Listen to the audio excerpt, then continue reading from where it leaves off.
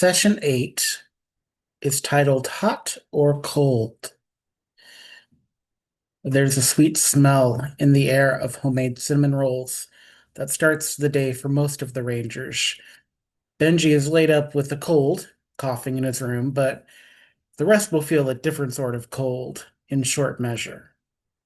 So only Benji is getting to really take the day off. Latour, the man rescued from the mine, is working on some homemade cinnamon rolls and pecan sweet rolls for breakfast, but also is compiling a list of tarot cards that he's pretty sure are either still in Angel Grove, already fated by being turned into monsters by the raggedy body with the Minotaur guard that had captured him, or could become the next monster these rangers will face. Latour's whole deck is major arcana, none of the minor.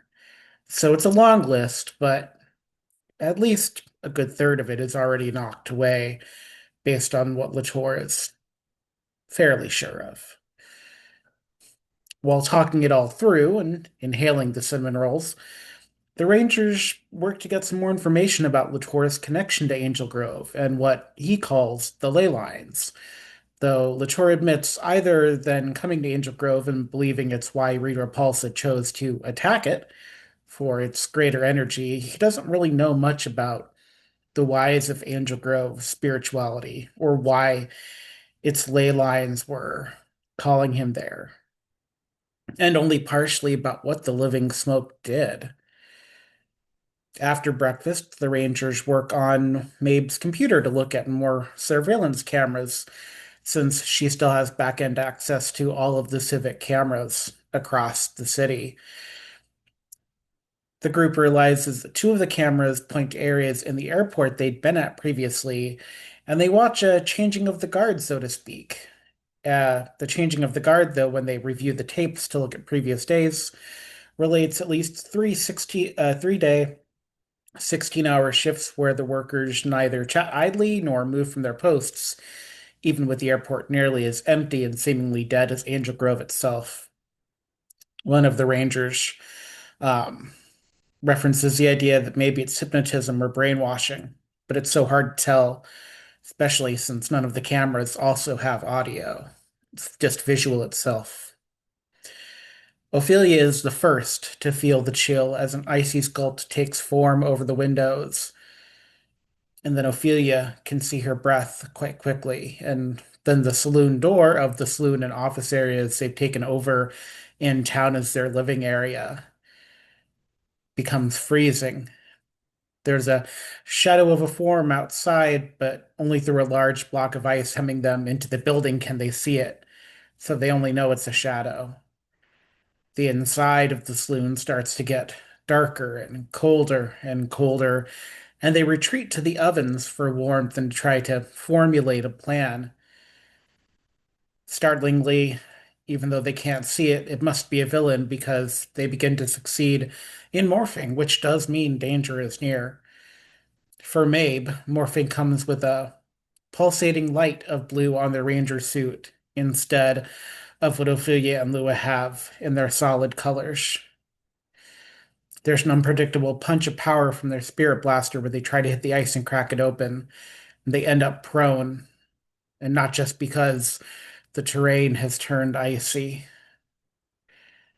It's so cold that the weathered and waxed floor inside the saloon where they stay, you see, has begun to freeze over. So now the terrain requires acrobatic skill checks just to get closer to the villains.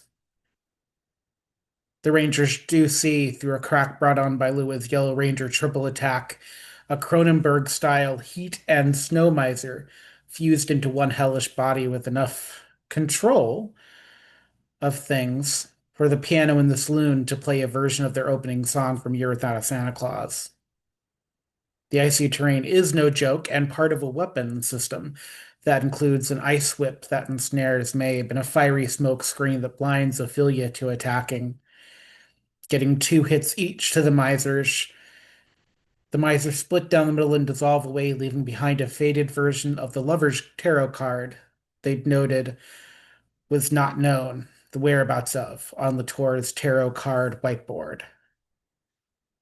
After the fight ends, Mabe spends some time with Latour, helping to clean the melting ice off of surfaces to try and get more information about Angel Grove, about the Raggedy Man called Nobody, Nobody.exe, Mr. Nobody, anything to prepare for what Mabe knows they must face, going behind the wall, which was the only difference between them and Ophelia and Lua.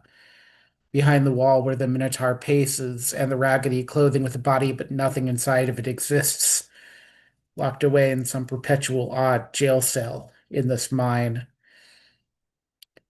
Taking a companion for cheer, Mabe gets to pinball into the wall and into a sacred meeting with the mermaid spirits of story and song that warn her of the fracturing of the world, which is why she was called, and what happened with the Sentinels and the living smoke of Angel Grove that is both something they couldn't see, but it's also a part of the domino of things that have fractured the universe and left all life in danger.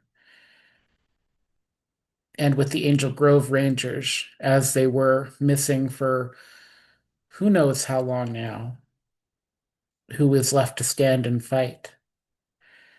The Spirit Rangers stand as one of the last lines of defense against something even the mermaid spirits of the blue spirit spectrum cannot yet see fully. But they are an encouraging force, wanting Mabe to face a test of a ghoulish purple tentacled beast beneath the water. Purple with a red, pink ruby in its center, as though someone was told what a Pokemon was, but made it oozy and evil and wrong. An abomination, as the mermaids call it.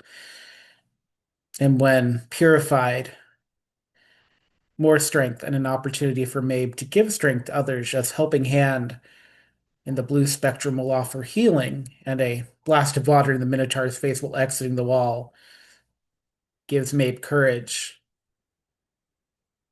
As she exits the mine, Mabe is confronted with a woman with a shovel named Elizabeth, who is digging behind the mines, right where Benji's box and morpher were found.